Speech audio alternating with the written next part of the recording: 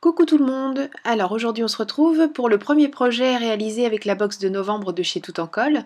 Donc je vous montre un petit peu rapidement en détail le contenu de cette box. Si vous voulez voir le contenu beaucoup plus en détail, je vous conseille d'aller voir sur la chaîne de Tout en Colle. Noël nous fait une présentation exhaustive de la box. La mienne, il ne manque que le petit ruban puisque il n'y en avait plus. Donc voilà, mais sinon j'ai exactement le même contenu que vous. Pour ce premier projet, j'ai choisi de réaliser un mini-album. C'est un album dans lequel je mettrai les petites recettes d'automne qu'on aime bien refaire et puis surtout celles que j'oublie et on me dit au fait tu nous faisais ça, c'était sympa. Donc voilà, c'est histoire de les avoir toutes dans un même album et je me dis qu'un album par saison ça peut être assez chouette. Donc pour commencer, je prends la feuille de carton bois et je découpe dedans deux couvertures de 12,5 par 17 et la tranche de l'album qui fait 2,5 par 17. Donc vous me voyez passer plusieurs fois ma lame de cutter, c'est que je préfère faire plusieurs passages de manière à avoir une coupe vraiment très nette et je n'appuie pas beaucoup sur le cutter pour éviter de faire dévier mon réglé. Je passe maintenant à la réalisation des pages. La première page mesure 25,5 par 16, donc 16 étant la hauteur. Et je fais une marque à 12 cm, puis 1,5 cm plus loin, puisque ce sera la petite gouttière pour faire la reliure. Et la deuxième page mesure 24,5 par 16, avec une marque à 12 cm et une 0,5 cm plus loin pour faire une gouttière donc de 0,5 cette fois-ci, qui viendra se loger au milieu de la gouttière de 1,5 de l'autre page. Donc on aura comme ça 8 pages. C'est ça. Donc voilà ce qu'on obtient. Une page avec 0,5 et une autre avec 1,5. Voilà.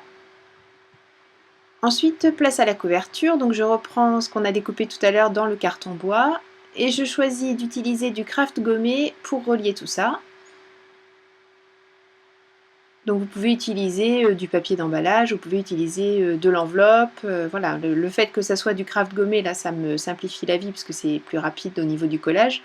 Mais sinon, voilà, c'était pour vous montrer une reliure ultra facile à réaliser et surtout à reproduire avec n'importe quel papier à la maison.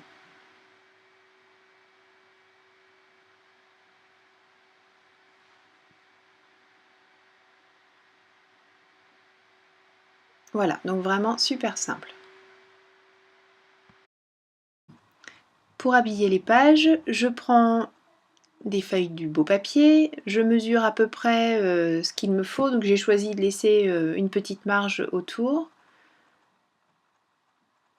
Donc je me mets sur la page et du coup là je décide de faire des pages de 11,5 sur la hauteur du papier, donc la hauteur je n'y retouche pas, je touche juste en largeur. Et pour éviter de faire 36 fois la même chose, comme je vais traiter ces 4 feuilles de la même manière, je les empile, je retourne pour avoir ma marque de crayon de papier et je les découpe tout ensemble.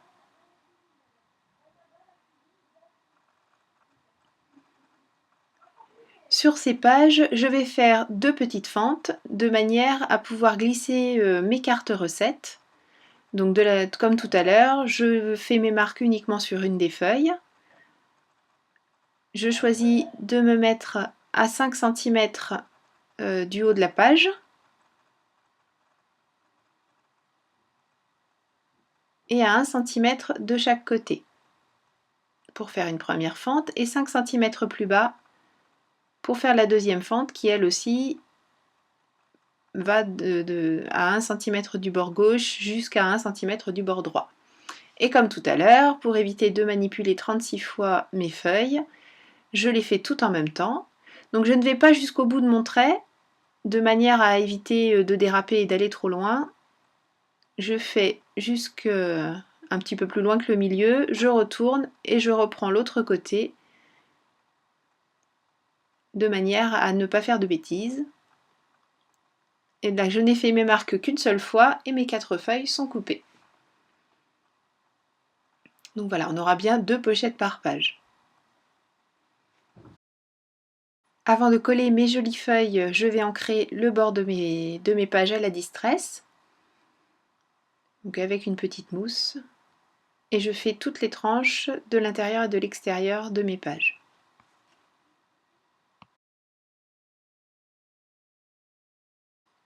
Et bien sûr, même traitement pour les feuilles du bloc. Pour le collage de nos feuilles avec les deux encoches, donc on met de la colle tout autour.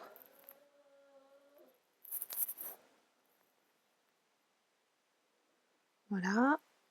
Et ensuite, bien sûr, il faut permettre aux cartes de pouvoir glisser. Donc pour ne pas faire n'importe quoi, on vérifie. Donc il faut mettre de la colle en bas ici pour fermer la pochette.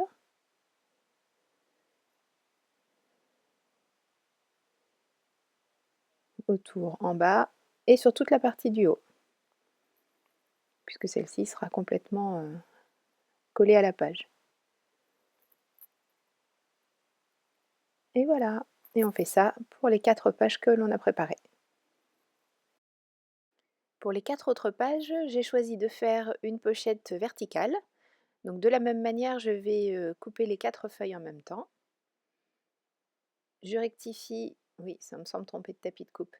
Je rectifie, voilà, la largeur. Donc elles font la même largeur que tout à l'heure et on laisse toute la hauteur du papier.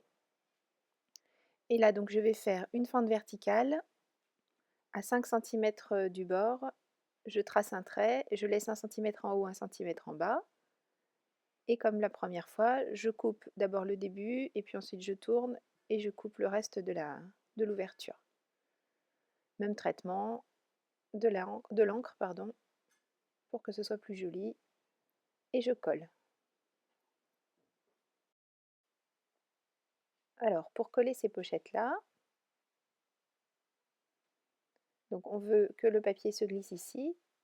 Donc sur la partie de droite, enfin on met de la colle tout autour. Et la partie de gauche, la plus grande, on peut mettre de la colle partout puisque c'est celle-ci qui sera appliquée sur la page. Et on fait la même chose pour les 4 autres pages en veillant bien au motif que vous choisissez pour que tout aille bien ensemble. Puis évitez par exemple de répéter des lignes à gauche, des lignes à droite. Je reprends la couverture, j'ancre les bords et la tranche avec la même distress que celle que j'ai choisie pour les pages à l'intérieur. Et vous voyez, j'ai découpé la toile de jute qui est fournie dans la box puisque j'ai choisi d'habiller ma couverture avec cette toile de jute. Donc je l'ai découpé avec mes ciseaux de couture, mais on peut découper avec n'importe quel ciseau, il n'y a pas de souci. Et je mets une colle à prise rapide et surtout assez épaisse pour bien fixer la toile sur la couverture. En fait, attention, quand vous la collez, vous risquez de la déformer un petit peu parce que c'est un maillage un petit peu lâche. Donc, mais ça se rectifie très bien, il n'y a pas de souci. Les points de colle vont disparaître, hein, c'est pareil, il n'y a aucun problème. Pour mettre un petit peu de couleur sur tout ça, je prends mes blocs de distress et je les passe directement sur la toile et ensuite j'essaie de fondre un petit peu. Et là, je regarde les éléments que je vais pouvoir utiliser. Alors, tous ces éléments viennent de la box. Donc, je vais utiliser aussi le pochoir avec un petit peu de distress marron pour habiller sous le titre.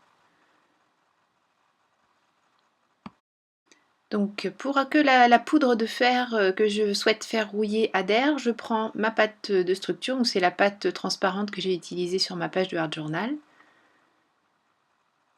J'en mets suffisamment épais pour que la poudre de fer adhère, mais pas trop non plus. Voilà, je verse directement, un petit peu comme on le ferait pour une poudre à embosser, hein. J'enlève l'excédent, je remets dans mon flacon. Voilà, je refais les petits trous parce que certains se sont bouchés avec la pâte de structure. Et une fois que c'est sec, je passe le réactif avec un pinceau. Donc en fonction de la quantité de réactif que l'on met, on a un résultat plus ou moins prononcé. Donc on verra demain, surprise, l'effet rouillé que j'aurai obtenu. Vous le verrez sur les photos de la fin. Je colle mes pages à l'intérieur de la couverture. J'ai choisi d'utiliser du double face, mais de la colle aurait bien fait l'affaire, il n'y a pas de souci. Donc je mets mes pages à plat et je centre sur l'intérieur de ma couverture. Je rajoute un petit peu d'encre partout où il en manquait. Et là j'ai collé les éléments sur ma couverture. Donc il ne me reste plus qu'à habiller un petit peu les intérieurs de couverture et à éviter de trop manipuler avant que la colle ne soit sèche. Pour habiller les intérieurs de couverture, je prends une des chutes de papier et je vais tout simplement couper des triangles comme je l'avais déjà fait dans une des réalisations que j'avais présentées pour Tout en colle. Donc je coupe d'abord un carré que je recoupe en deux. J'encre les bords bien sûr toujours parce que les tranches blanches c'est pas très joli. Il faut être cohérent avec le reste de la déco de l'album. Je mets de la colle sur l'extérieur de la pointe de manière à garder un onglet pour pouvoir y glisser les petites feuilles.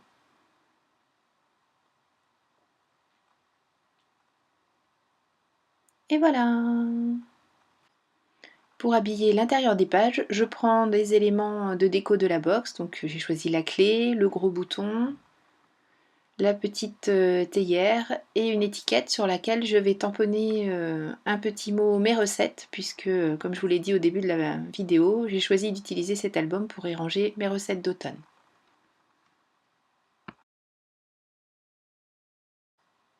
J'adore cette petite étiquette, c'est ma page préférée celle-ci, avec le petit tamponnage à la Versafine sur le bois, c'est chouette. J'ai choisi de garder tous les éléments bois bruts. Voilà, ce petit album est terminé, j'espère qu'il vous aura donné des idées pour utiliser les éléments de votre box. J'ai rajouté une petite pochette à la fin avec 2 chutes de papier, donc j'ai collé la chute jaune en dessous et puis la rose juste sur les pourtours pour faire une pochette. Et j'ai rajouté les fiches à l'intérieur bien sûr, sur lesquelles je viendrai inscrire mes recettes d'automne. J'aime bien le principe d'avoir fait juste des fentes dans le papier, comme ça on peut garder nos motifs entiers et on n'est pas frustré de devoir découper telle ou telle partie. On profite des pages complètement. Merci beaucoup d'avoir suivi cette vidéo, merci à tous d'être aussi fidèles à tous mes projets. Je vous souhaite un bon scrap et je vous donne rendez-vous pour 2 autres vidéos de réalisation avec la box de novembre de chez Tout en colle. A bientôt, bye bye.